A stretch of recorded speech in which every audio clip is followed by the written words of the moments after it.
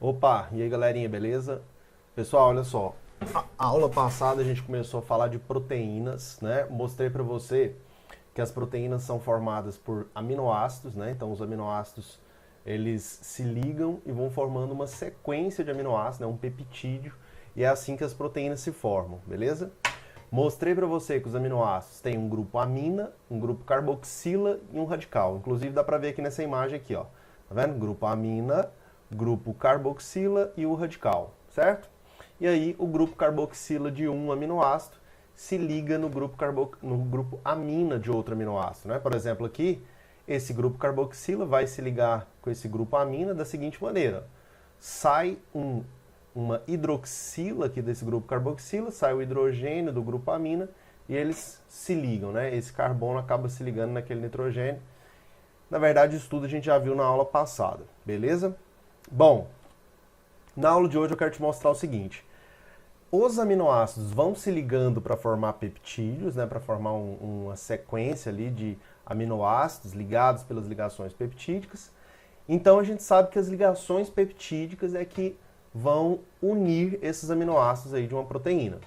Mas, além das ligações peptídicas, existem outras ligações também que vão acontecer e elas estão determinando a forma final dessa proteína. Então você tem que ter em mente que a ligação peptídica ela só vai unir os aminoácidos, né?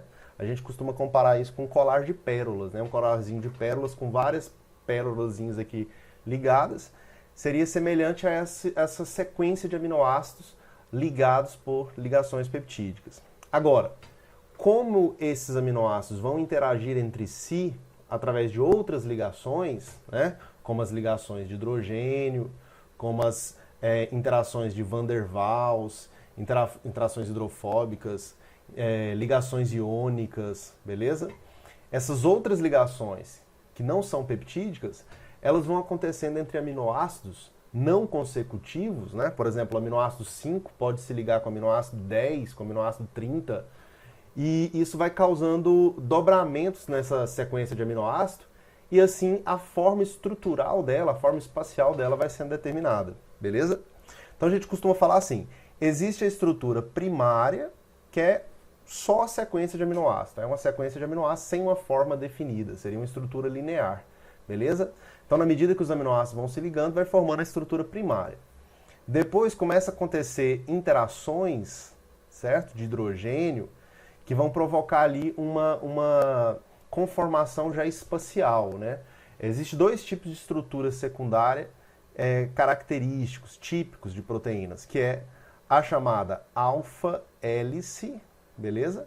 Que é uma estrutura helicoidal, semelhante ali àquela espiral do seu caderno, ou aquele fio de telefone, já viu aquele fio enroladinho de telefone? Aquilo seria semelhante a uma alfa-hélice. E tem a beta-conformação, a beta-conformação, que é o modelo da folha pregueada. Parece aqueles leques de papel. Já viu quando você era badeco lá no ensino fundamental? Você pegava o papel, fazia tipo um lequezinho, ficava a folhinha toda dobradinha, toda pregueada, semelhante àquela estrutura. É a beta-conformação, beleza? Então, isso são estruturas secundárias. Essa estrutura secundária ela pode ainda fazer dobramentos, beleza? Como você está vendo aqui nessa imagem, ó. Tá? Repare que ele tinha uma alfa-hélice, ó, uma alfa-hélice, tá? Só que essa estrutura de alfa-hélice está virando toda enovelada, né? Imagina você pegar aquele fio de telefone todo enroladinho e embolar ele todo aqui, né? Seria uma estrutura semelhante à estrutura terciária, beleza? E se eu tiver mais de um peptídeo, mais de uma sequência de aminoácidos, uma ligada na outra, né? 2, 3, 4, aí eu tenho uma estrutura quaternária, beleza? Uma estrutura quaternária. Que é o exemplo, é o caso, por exemplo, da hemoglobina, que é o desenho que está aí na imagem da sua tela. São 4 peptídeos, 4 sequências de aminoácidos interagindo entre si, beleza? É uma estrutura quaternária. Então, gente, a estrutura de uma proteína ela vai ficando complexa no sentido de formar uma estrutura terciária ou quaternária.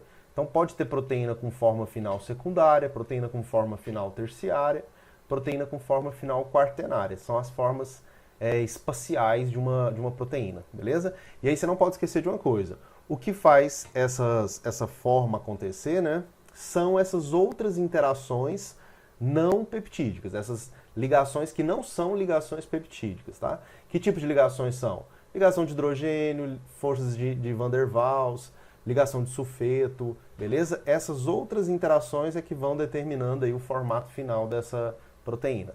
Agora, tem que ficar claro na sua cabeça também que quais são os aminoácidos que estão nas determinadas posições, isso vai ser fundamental para definir qual será essa forma no final das contas, beleza? Às vezes a substituição de um aminoácido por outro já pode provocar uma mudança completa na estrutura daquela proteína, beleza? É o que acontece em muitas mutações.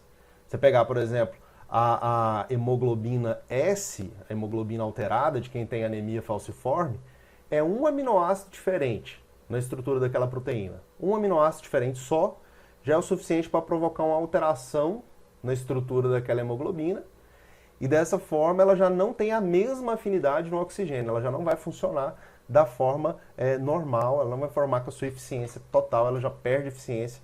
A pessoa tem uma anemia falciforme, ela pode ter a sua expectativa de vida reduzida drasticamente por causa disso, né? Ou seja, interfere em toda a vida da pessoa por causa de um aminoácido diferente que tem naquela proteína. Tá? Então tem que ficar muito claro na sua cabeça o seguinte: a sequência de aminoácido vai determinar qual será as outras interações que vão acontecer nas posições específicas para ela ter aquela forma final. Beleza isso? Bom, então sobre estrutura de proteína, gente, é isso, tá? É isso que eu preciso que você saiba. Lembra que tem as ligações peptídicas e tem essas outras ligações, principalmente pontes de hidrogênio, principalmente pontes de sulfeto, beleza? Inclusive, quando a gente for falar de enzima, a gente vai destacar mais isso, mas já é importante você saber.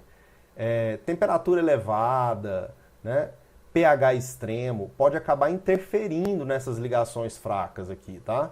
Principalmente nas ligações de hidrogênio. Então é muito falado isso nas questões, né? Temperaturas elevadas, pH extremo, essas condições, elas desmancham, elas alteram as pontes de hidrogênio.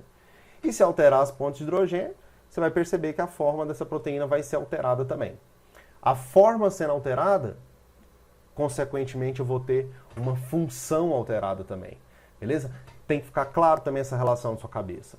A forma da proteína está diretamente ligada com a função daquela proteína, beleza? O formato dela está muito ligado com a sua função, ok? Bora para frente então. Ó, funções, né? Tá bom, você tá vendo aí que as proteínas, como elas são produzidas, vimos aspectos estruturais, né? Os tipos de ligações.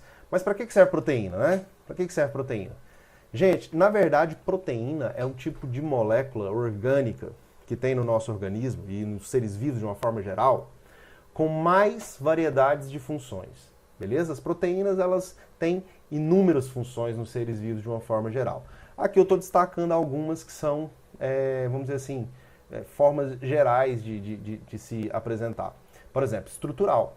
Nós temos várias proteínas estruturais. Você pega, por exemplo, a proteína que está no seu cabelo, né? Você pega a queratina, beleza?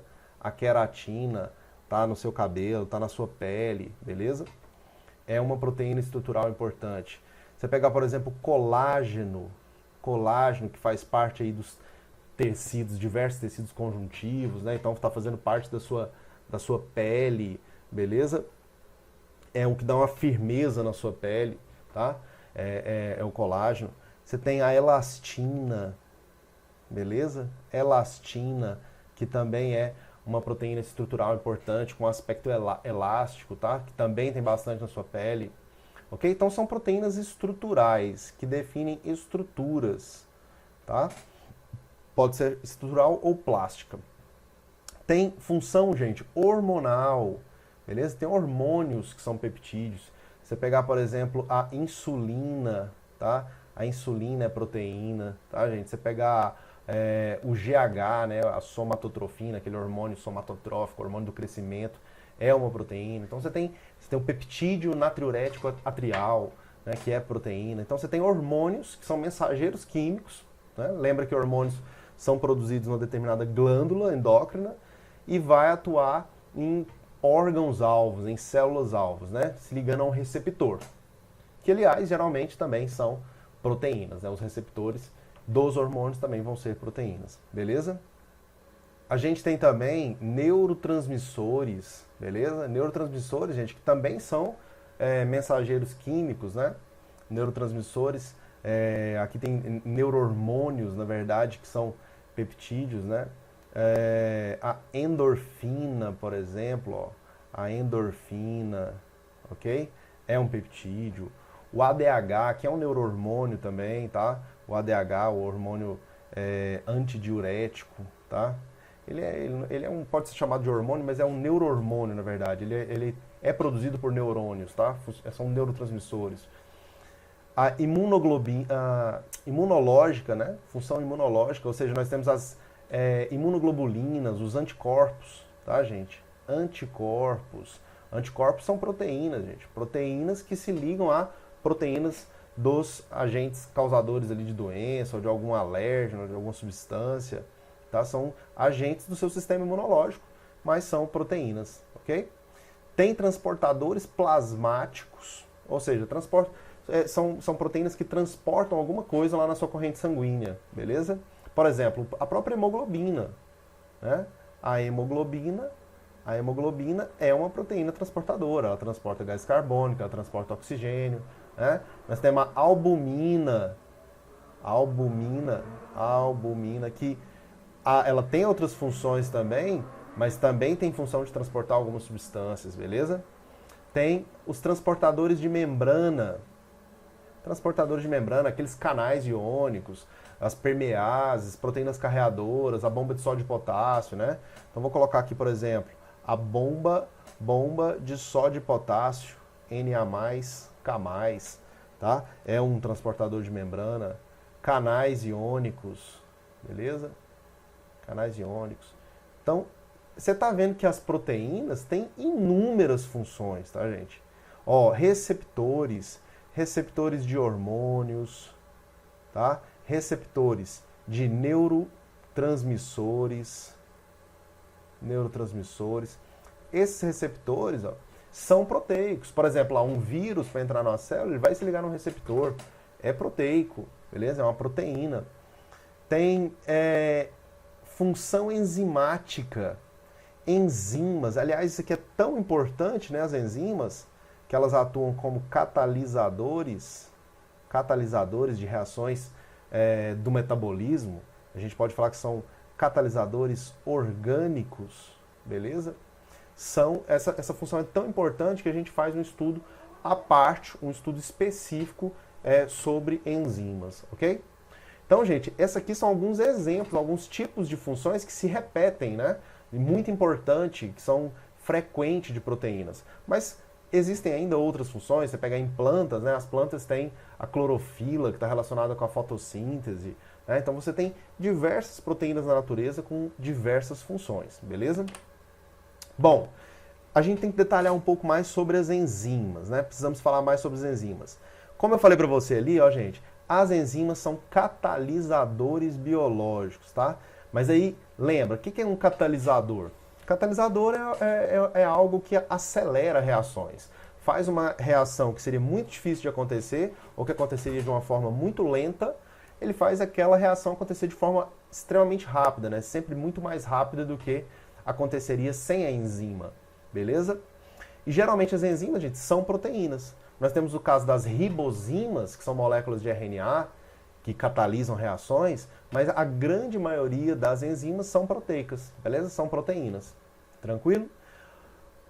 Como que elas fazem isso? Elas reduzem a energia de ativação, tá? Depois eu vou falar um pouco mais disso, mas basicamente, energia de ativação é a energia necessária que tem que ser fornecida ali para aquela reação efetivamente acontecer. Então, para a reação efetivamente acontecer, tem que ser fornecida ali uma energia de ativação. E essa energia de ativação é reduzida quando tem uma enzima. Isso significa que vai ser necessário uma quantidade menor de energia para que aquela reação aconteça, beleza? Ou seja, vai ser mais fácil acontecer aquela reação, consequentemente mais rápido também. Só que no caso das enzimas, são catalisadores de reações do metabolismo, né? Então, eu posso dizer que reduzem a ativação de reações do metabolismo. Elas aceleram, portanto, as reações, né? terceiro tópico, aceleram as reações vão acontecer de forma bem mais rápida. Tá? Então, por exemplo, você tem lá no seu sistema digestório várias enzimas, a maioria das pessoas lembra das enzimas do sistema digestório, né? A pepsina, quimiotripsina, né? Lipases, tudo aquilo ali, gente, acelera reações, reação de degradação de carboidrato, degradação de proteína, reação de degradação de ácido nucleico. Se não fossem as enzimas, aqueles processos demorariam tanto, né, que não seria possível a sobrevivência, não seria possível a alimentação do organismo. Beleza? Então, para você entender a importância das enzimas, elas que vão coordenando ali, né, as reações que vão acontecendo no metabolismo. Aqui no terceiro, possuem especificidade. Ó, lembra dessa palavra, especificidade. O que isso significa? Ela é específica para o seu respectivo substrato. O que isso quer dizer? Por exemplo, a lactase. A lactase é uma enzima. Existe o substrato da lactase. Quem que é o substrato da lactase? A lactose. Beleza? Então, a lactase encaixa na lactose para poder quebrá-la, para poder transformá-la lá nos produtos, que vai ser a galactose, a glicose. Então, a lactase, ela não vai catalisar qualquer reação. Ela vai catalisar uma reação específica. Ela vai ter um substrato específico, beleza? Então, nós vamos trabalhar isso aqui também. E não são consumidas durante a reação. Ou seja, a enzima participa da reação, faz a reação acontecer de forma mais rápida, beleza? Mas no final do processo, ela se mantém íntegra. Ela não vai ser consumida, ela não vai acabar, tá? Então a mesma enzima pode catalisar aquele tipo de reação inúmeras vezes, várias vezes, porque ela não vai ser desgastada, ela não vai ser consumida participando da reação, beleza? Essas características que eu coloquei aqui são características fundamentais de enzimas, tá, gente? Você aprende, inclusive, na química também, quando o professor vai falar de catalisador. São as mesmas propriedades que você vê nos catalisadores de uma forma geral. Só que quando a gente fala de enzima, é um tipo especial de catalisador.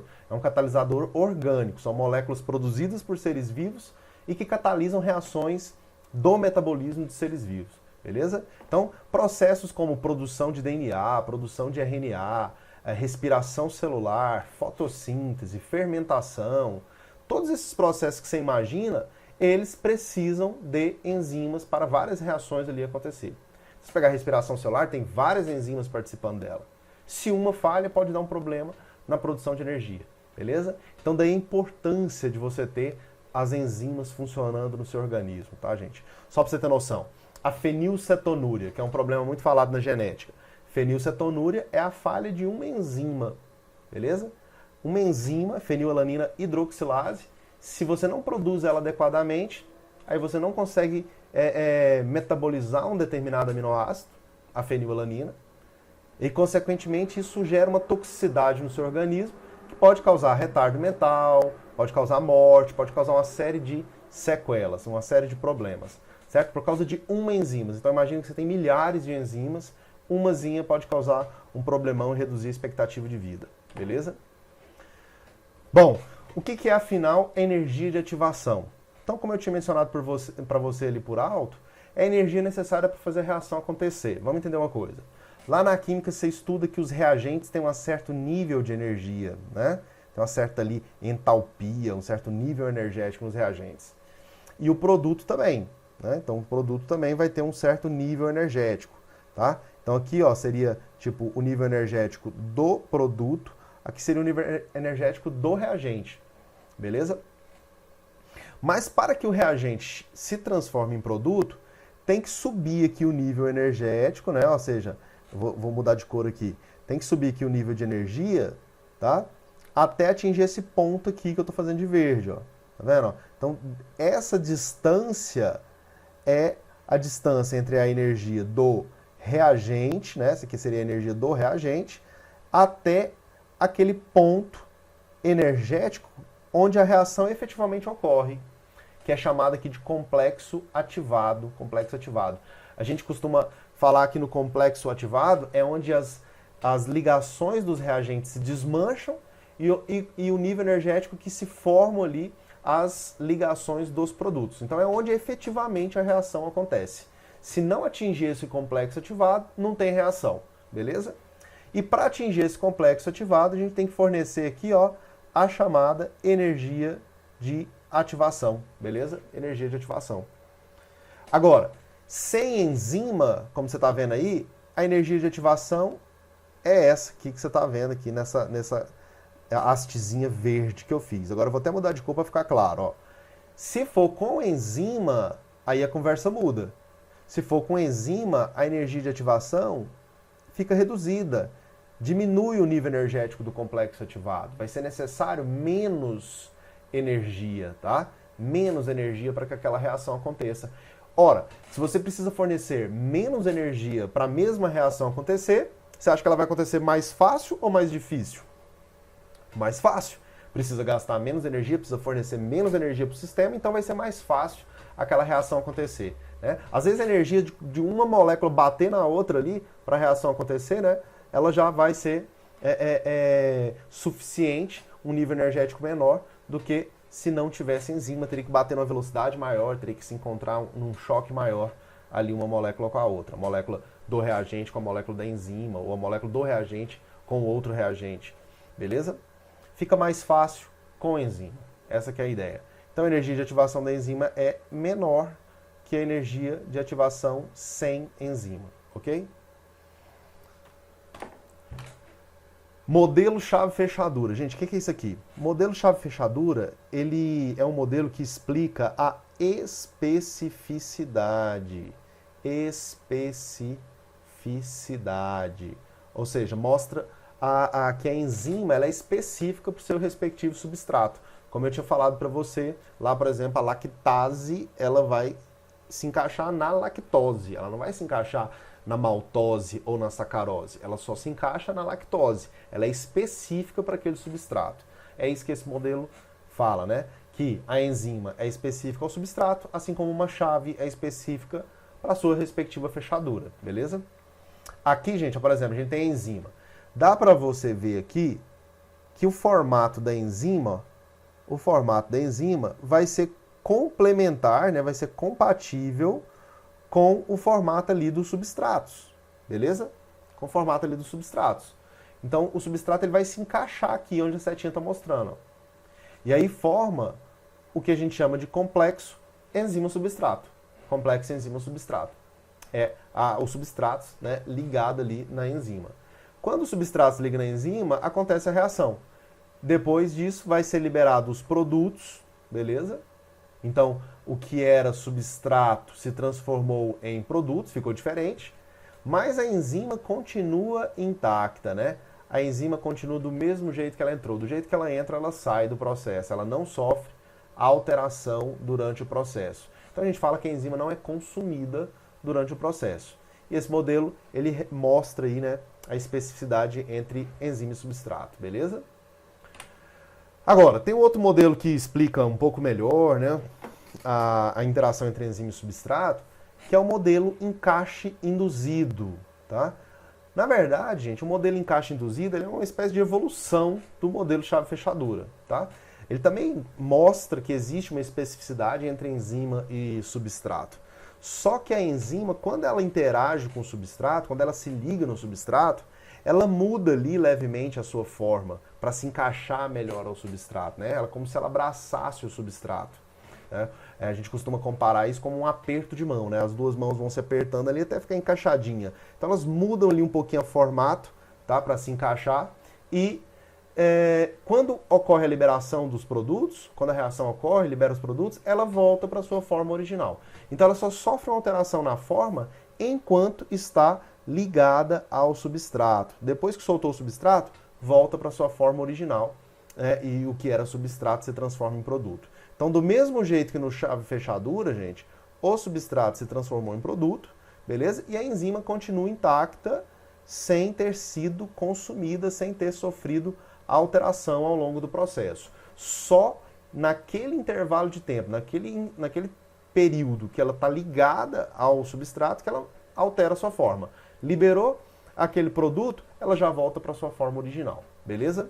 Esse é o chamado modelo do encaixe induzido, que é uma evolução do modelo chave-fechadura. E aqui, gente, os fatores que alteram a atividade enzimática, tá? Enzimas, elas podem funcionar de forma diferente dependendo das condições lá da solução onde ela se encontra. Então, a atividade dela vai depender da temperatura, vai depender do pH, né? E vai depender também da concentração do substrato, ok? Eu vou começar aqui pela concentração do substrato. Esse substrato, gente, por exemplo, lá, você pegar lactose e lactase. O substrato, lactose. A enzima, lactase. Então, se eu tenho uma certa quantidade de lactase, que é a enzima, né? Se eu jogar um pouquinho só de lactose, a reação vai estar acontecendo de forma lenta. Porque para acontecer a reação, a enzima tem que encontrar o substrato, eles têm que se encontrar. Né? Então, aquelas moléculas estão ali em movimentos aleatórios naquela solução.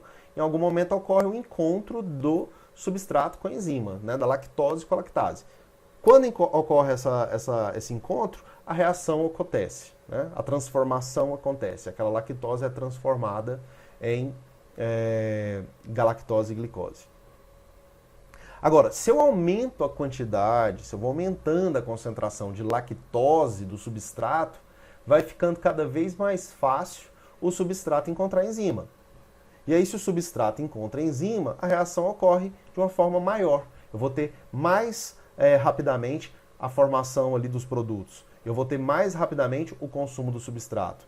Então, na medida que a gente aumenta a concentração do substrato, tem aqui uma tendência de aumento também da atividade enzimática, beleza? Então a enzima vai aumentando a sua atividade na medida que o substrato aumenta a concentração.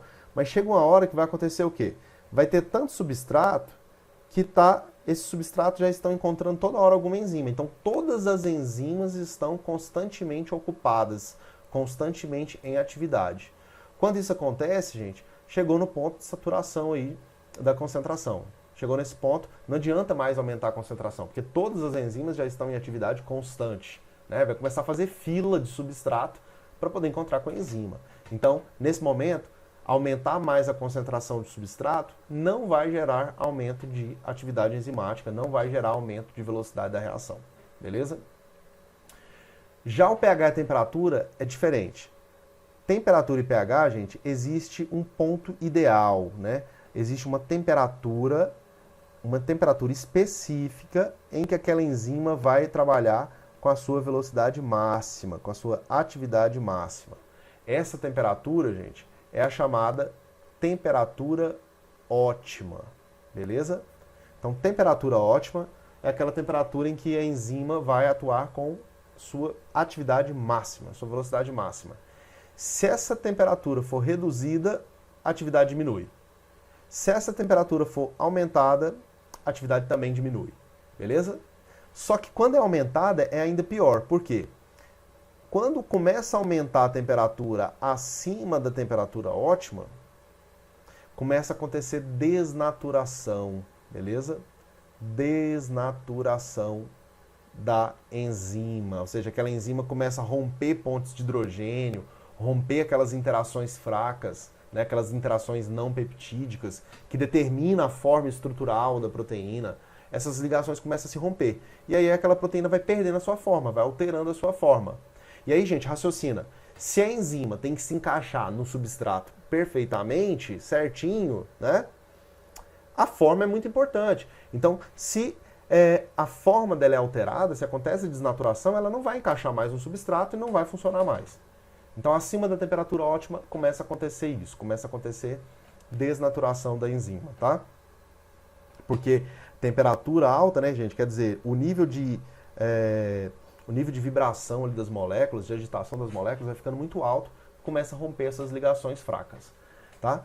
Mas se eu pegar a partir do ponto de temperatura ótima e começar a diminuir a temperatura, a velocidade da reação também cai, né? Você pegar aqui, por exemplo, nesse exemplo, ó, a 30 graus, a atividade diminuiu. Por que diminui? Porque na medida que você vai diminuindo a temperatura, eu estou diminuindo o grau de agitação daquelas moléculas. Então a probabilidade de substrato encontrar a enzima diminui. Eles estão ali movimentando aleatoriamente.